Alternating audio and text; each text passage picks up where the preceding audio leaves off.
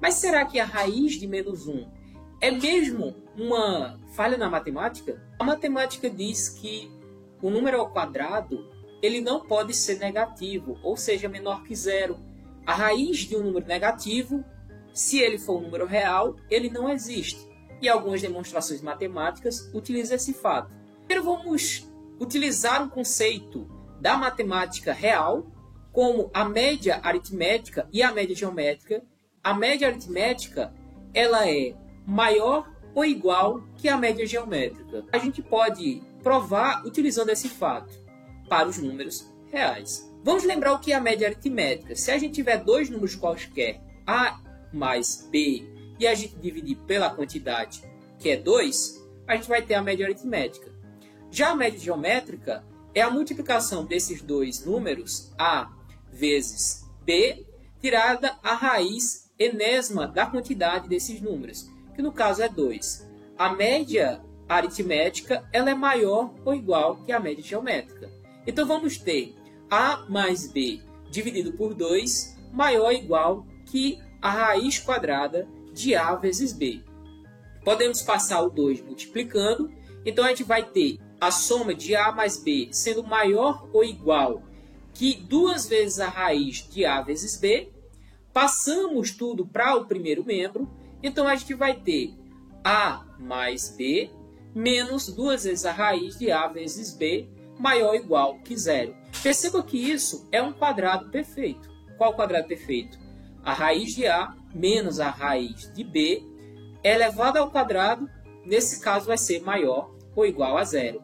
Ora, mas como a gente definiu dentro dos números reais, um número elevado ao quadrado, ele sempre vai ser um número positivo, ou seja, maior ou igual que zero. Mas e os números complexos, que a gente aceita a raiz de menos 7, a raiz de menos 1, a raiz de menos 5? Vamos desvendar esse mistério e ver mesmo se isso é uma falha na matemática.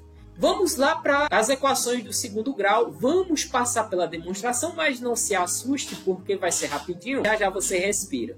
Vamos lembrar o que é a fórmula genérica da equação de segundo grau. Você tem A vezes x ao quadrado mais B vezes x mais C igual a zero. A, B e C eles vão pertencer ao conjunto dos números reais e A tem que ser diferente de zero para que o termo x ao quadrado não fique nulo. Vamos passar pela demonstração. Então, se a gente dividir toda a equação por A, e a gente pode fazer isso porque A é diferente de zero, a gente vai ficar com x ao quadrado mais bx dividido por A mais c dividido por A igual a zero.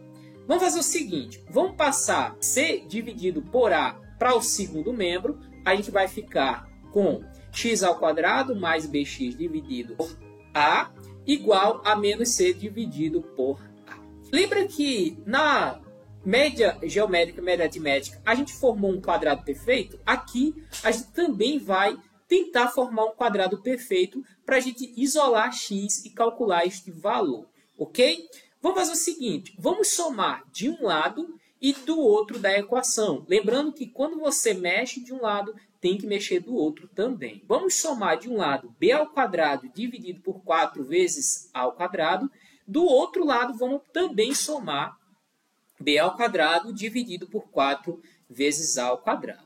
Perceba que neste primeiro lado, a gente vai ter um quadrado perfeito. X mais b dividido por 2a elevado ao quadrado é igual a... Se a gente organizar esse outro lado aqui, b ao quadrado menos 4 vezes a vezes c, dividido por 4a ao quadrado. Temos um quadrado perfeito deste lado e temos uma expressão matemática desse outro lado. Esse lado daqui é aceitável porque a é diferente de zero. Deste lado aqui, a gente tem um quadrado perfeito. Se você estiver trabalhando com números reais, esse número quadrado ele tem que ser maior ou igual a zero.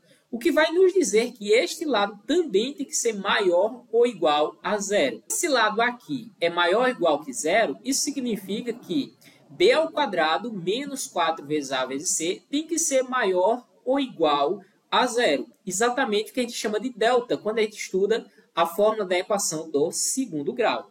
Não é verdade? Então, isso aqui está perfeitamente ok dentro dos números que a gente chama de reais. Mas, se a gente aceitar que o número x mais b dividido por 2 vezes a elevado ao quadrado, podendo ser um número menor que zero, agora vai aparecer coisas estranhas na matemática. Vamos colocar a equação quadrado mais 2x mais 8 igual a zero.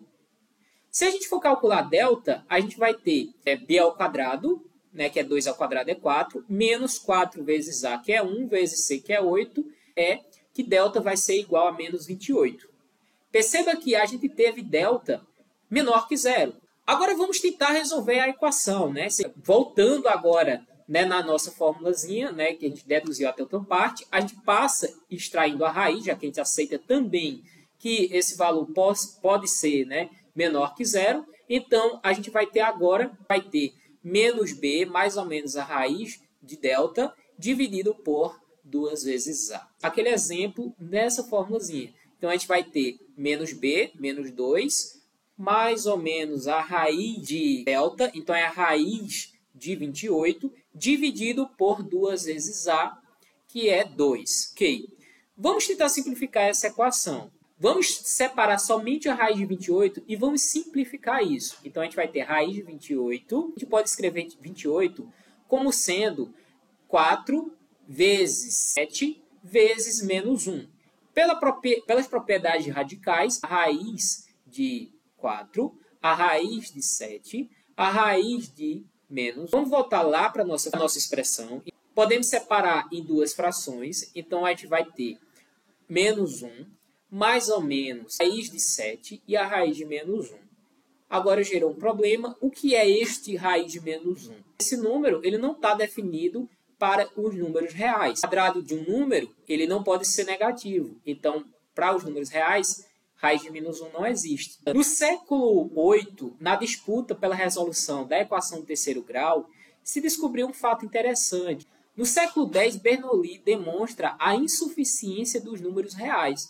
Perceba que a todo momento eu estou falando aqui que a gente estava utilizando a matemática para os números reais. Bernoulli investigou uma equação do terceiro grau, x ao cubo menos 15x menos 4 igual a zero. A gente encontra as seguintes raízes: x igual a 4, x é 2 igual menos 2 mais raiz de 3, menos 2 menos raiz de 3. Mas utilizando a fórmula de Cardano, equações do terceiro grau, a gente tem que x vai ser igual a raiz cúbica de 2 mais a raiz quadrada de menos 121, mais a raiz cúbica de 2 menos a raiz de menos 121. Perceba que a raiz de menos 121 não vai existir para os números reais. Então existe aí, será que uma insuficiência mesmo para os números reais? Já nas equações do segundo grau, a gente ignorava o fato de quando a gente tinha raízes negativas, aquilo simplesmente era ignorado, não era uma solução para a matemática. Já nesse fato da equação terceiro grau, questão extremamente séria e que não poderia ser ignorada. Partimos pelo pressuposto de que esses números que a gente vai chamar de reais, que utilizam o fato de que o quadrado de um número ele tem que ser maior que igual a zero, esses números reais eles são insuficientes. A equação que Bernoulli investigou, a gente tem de fato raízes que passam pela raízes quadradas de números negativos. Realmente não pode ser ignorado. Então, Bernoulli criou uma regra para ser trabalhados com as raízes de números negativos. Voltando lá para a equação do segundo grau que a gente resolveu, a gente tem 7 raiz de menos 1. Então, Bernoulli criou uma simples regra que diz a raiz de menos 1 vezes a raiz de menos 1. Isso é o número real menos 1. Essa é a regra para a gente ter a imaginação e a gente conseguir trabalhar utilizando esse número imaginário que é a raiz de menos 1. E a gente passa a chamar esse raiz de menos 1 de unidade imaginária. Assim, está se lançando as bases da teoria dos números complexos que passam a ter infindáveis aplicações no mundo da matemática, principalmente também em engenharias como a elétrica. E por fim, criou-se a teoria dos números complexos. Não é uma falha na matemática, e sim uma expansão da matemática. Quando a gente aceita determinados fatos, a gente expande o horizonte da matemática, criando novas soluções para a nossa realidade. Meu nome é Emerson e essa foi minha contribuição. Se você gostou desse vídeo, deixe o seu like. Forte abraço, eu vejo você no próximo vídeo.